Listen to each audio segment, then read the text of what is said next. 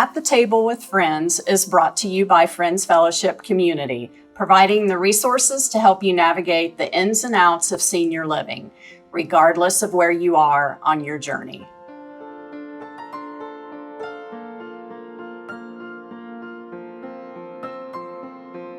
Thank you for joining us today. My name is Dana Shore. I'm the Director of Sales at Friends Fellowship Community and the host for today's episode, The Value of a Faith-Based Nonprofit.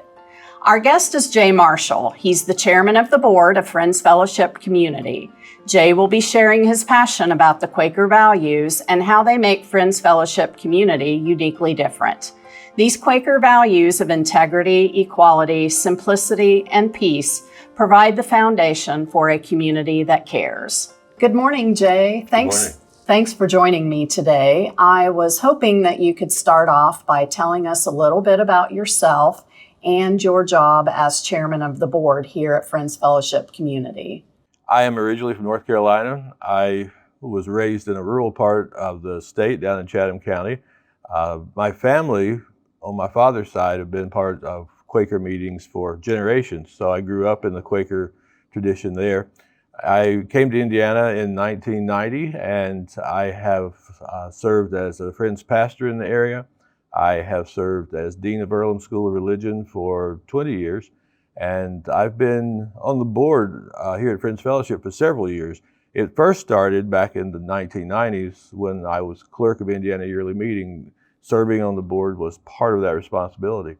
And when that term ended a few years later, I was asked to return to the board. So I've been here in that capacity and have been board chair for the last few years. Well, we appreciate everything that you do for Friends Fellowship. Thank you. And as for what do, I sign lots of documents. I sign minutes of meetings. Okay. No, seriously, it's our obligation to act in the best interest of the people we're serving. And so as members of the Board of Trustees, I think we are to set aside our personal agendas, or even our personal preferences, and we are to work together to determine what's best for Friends Fellowship in that time and in that place. As chairperson of the board, it's my responsibility really to oversee that process and make sure everyone is able to participate as they should. And also to make sure that people don't go beyond what they're allowed in that process. It's also our job, or my job as board chair, I think, especially to help support the work of the president, but to stay working strategically or at a policy level, not down into the everyday nitty-gritty management of details. Okay. So Jay, can you explain the origin of the Quakers to me? How long have you got? All day. Take your time. Yes. So Quakers began in England in the mid-17th century. And during that period, several groups sort of sprang up to life. Many didn't make it. For whatever reason, Quakers survived. And in that context, a lot of our formation seems to have been reactionary against the status quo. So things that were tried and true and ingrained in the tradition of, say, the Church of England, were sort of set aside or rejected. But other things that were important and somewhat more radical were some of the beliefs that they held. Even though they still fell within that larger Christian umbrella, they would hold to things such as there was that of God in every person. They also believed in the spiritual equality of men and women. And so women were allowed to participate in and speak in worship, whereas in other traditions that wasn't an option. So places like that were radically different in some ways. So can you now share some of the important values of Quakers and maybe give us a few examples? I think that's a great question, because behind all those rituals or beliefs that a church may put out, you presume there's some value, some motivation, something behind it. And so for Friends, we didn't adopt creeds. What we wound up doing was developing what have come to be known as testimonies. And those testimonies are based upon values that arose in the corporate worship experience for Friends. Things that in worship together, they began to to realize were an essential part of how their faith should come together. So, for instance, the one that I think is most important of the various ones that have been named over the years is integrity. So you could start with any of them, but I like to start with integrity because I think that's the foundation the house sits on.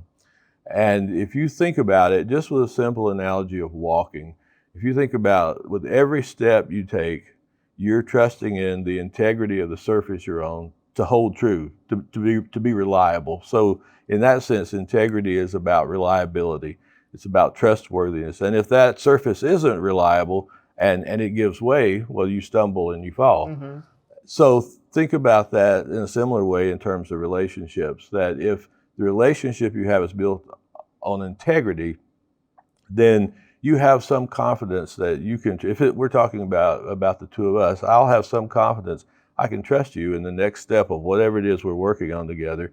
And if that integrity is there, you're going to live up to whatever it is you have indicated you brought to this conversation or this process.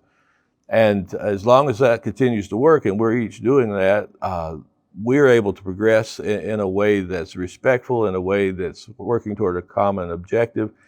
But if either one of us begins to compromise that, and what we say isn't what we do, or what we say isn't what we really mean, and we're intentionally deceitful, well, then the road gives way and the process breaks down and hard feelings arise and fractures occur, etc. So for friends, integrity was a vital part that came out of their worship experience. And so integrity is one of those that's really key.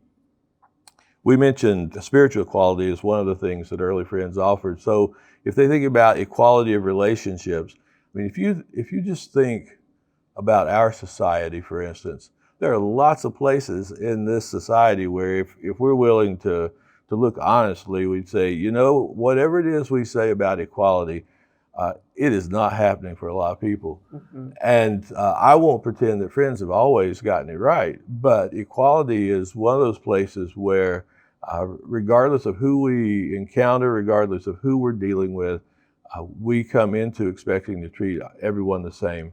So equality is one of those places where friends have pushed back against those kinds of divisions and separations that occur over time. But that's an important value that has come out of worship that we still carry as being an important part of how we try to be in the places we create or participate in, and the way that we try to get involved in our community.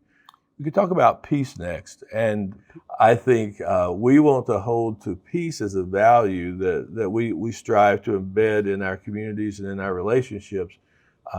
And I think peace is easier to obtain and work for if things like integrity and equality and even simplicity, the other value we haven't spoken of yet, are in place. Because if integrity is there, you don't feel like I've wronged you, most likely.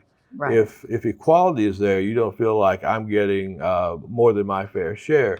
If simplicity is there, then the practices I choose to make decisions probably aren't taking more than I need, which means you have less that you could have access to.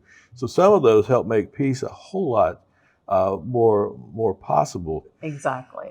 And simplicity, simplicity is tough to define even, because simplicity often is equated with something like cheap or inexpensive, and that simplicity is a filter that helps you decide what's most important. And once you decide what's most important, what really matters, I am more able to stay, first of all, spiritually in tune and rooted with that center, that of God within that friends talk about. But I also have more time to be thoughtful, to be deliberate, and it doesn't mean that I'm lazy or wasting time, but there's a less hectic pace to that. I also think when simplicity is placed alongside questions about purchases, what do we buy? Again, I don't think simplicity necessarily means you buy cheap. For me, simplicity meant buying for quality rather than status. Exactly. But those four, if you start with integrity, peace, simplicity, and equality, those are four key values. And over time, some others have added Some like to refer to community as being an important Quaker testimony. And boy, at Friends Fellowship, there are all sorts of opportunities to think about that because we are a residential community. And stewardship is another that has come alongside these others in recent years. And again, this is a time where it's really important to think about our stewardship of the earth or of resources, all sorts of reasons to think about how we care for the things that have been entrusted to us. So, you could expand that original 4, but that's at least a starting place, and it gives you an idea of the kinds of things that friends have thought of as important when they start to ask themselves, how do we construct this community that we're going to call home? Whether that's the local church or meeting, or whether we're talking about the neighborhood where we're living. So, Jay, you've talked a lot about Quakerism. Do you have to be of the faith to become a member here at Friends Fellowship? No, not at all. We receive applications from a wide variety of people who are interested in coming to a place like Friends Fellowship. When you think about the values that I named earlier in association with Quakers expressing their faith, one of the things you probably note from that is none of those are uniquely Quaker. Lots of people would say they value integrity or they're committed to peace. So these aren't uniquely Quaker values, but they're the ones that Quakers have claimed as helping them define who they are and how they want to be in the world. It just asks you to be mindful of those as far as how you contribute to and participate in this community that we're trying to establish and offer to those who come here to live. So, Jay, can you kind of explain to me how all of this relates to a community like Friends Fellowship? Places like Friends Fellowship, nonprofits in general, start because someone has a passion, they have an idea that they want to put into motion. And so when we think about Quaker values, we realize this place began with a particular mission, and it's our charge to guard that and to make sure that the way this place builds itself out and forms is in harmony or consistent with what these values would call for. So the board has to understand why these values matter. They have to remember the mission that's here, and we have to learn to work together in ways that reflect those values we just talked about. And when you bring staff into the picture, let's start with administration. I mean, people who are in upper administration like yourself, you have a huge influence on how those values get translated, or if they get translated. So it's really important then that people in the senior staff positions understand how we still manage to have integrity, equality, simplicity, etc., factoring into those decisions. And hopefully that then means in your next level, your staff positions who wind up making sure food is tasty and and served well and maintenance occurs, that they are treated in ways that reflect those same values. But I think if residents see, or even potential residents see, this is the kind of place I can step into and call home, that there's a real attraction to do that. And so, again, those pillars, those values, if they're in place, I think we have a much stronger possibility of creating a stable environment that really is a higher quality of life than what you'd find in many places. So, how does being a nonprofit support the mission of Friends Fellowship Community? With a for-profit business, it's not necessarily true, but it may well be that profit is always near the top of the list of what they're about. And if profit is your top priority, then it makes sense that one of the things you spend most of your time doing is trying to figure out how to spend less and how to earn more. And that means corners might be cut, services might be scaled back, you might press your personnel to do a little more. And in doing that, you're squeezing a little more money out. And as you do that, while that may satisfy the people who are looking to you to earn their profit, the people being served by this place would begin to suffer. And so by being a nonprofit, Friends Fellowship is in a position of not having to satisfy shareholders, not having to line their pockets, but can really concentrate on how to best fulfill their mission and invest all its returns, if it's fortunate enough to have returns, back into improving what we do. So I think the motivation for being here and some of the guiding principles for how we do business are things that stand apart for a nonprofit. Okay. And a tax-exempt status probably is also important. Friends Fellowship has a charitable endowment. Can you kind of speak a little towards how that works here? The charitable endowment is possible in part because we're a nonprofit. So people are able to make contributions to Friends Fellowship and deduct those gifts on taxes, which is good for them and would be one up, but probably not the only motivation for someone contributing to Friends Fellowship. But the way that endowment works at Friends Fellowship is, and there aren't many places that do this if I understand this correctly, but Friends Fellowship makes a commitment to every resident who comes into this place through the life lease route that no matter how long they live, that if they exhaust all of their resources, they will still have a place to call home at Friends Fellowship. So the endowment helps that happen because it can help fund the shortfall residents have. And you hope that doesn't happen. And we try to do our due diligence up front to at least know that it probably won't happen, but life throws curves sometimes. I think out of integrity come things like commitment, in this context, commitments to dignity, to preserve people's dignity. That endowment just allows us to help people move through life with dignity without fear of being turned out on the street if they can't pay the bills. So it's one of the most attractive features about Friends Fellowship that I know of.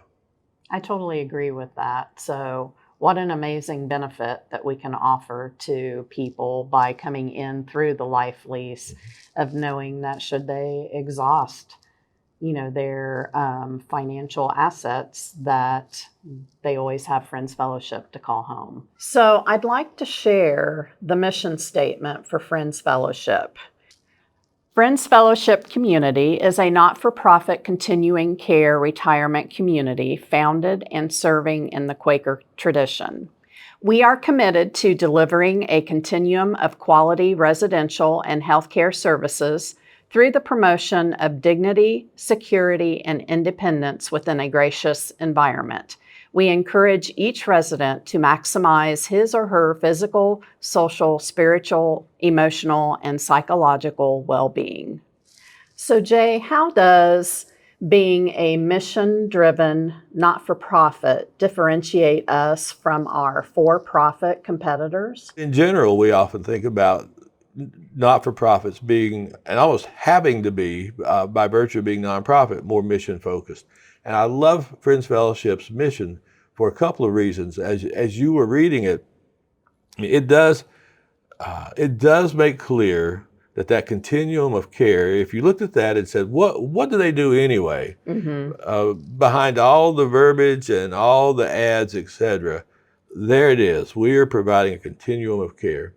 And that could be in any range of accommodations, but a continuum of care is what we're providing. And then it goes on to use a few words that, while it doesn't say anything about the integrity or peace or equality, talks about dignity and security. And that is sort of giving a different name to, that's those values coming to fruition. And so what you see in that mission statement is, here's what we do, and here are the values that really sustain us. And then goes a step further to say, and to those of you who are going to be our customers, our clients, our residents, here's what we intend to provide. And they name a quality of life that we expect people will be able to experience here. And so I think that mission statement helps us see how, even in that most basic description of who we are naming the various things that matter: the service we provide, the values that anchor us, and the experience we want you to have. So I think that, at least as I think about the extra value that comes by being a mission-driven organization, it's that kind of attention to the outcome and the results, and to be able to always use that as a checkpoint to say, are we following through on what we've intended? Are we following through on what we've promised? And I don't think you get that kind of care with every for-profit business. So, Jay, I can't thank you enough for joining me today. I have learned so much, and I just appreciate you coming. Thank you. It's been a pleasure to be here. I welcome the opportunity. Since the 1950s, Friends Fellowship Community has been mission-driven. We have stayed true to our mission all of this time.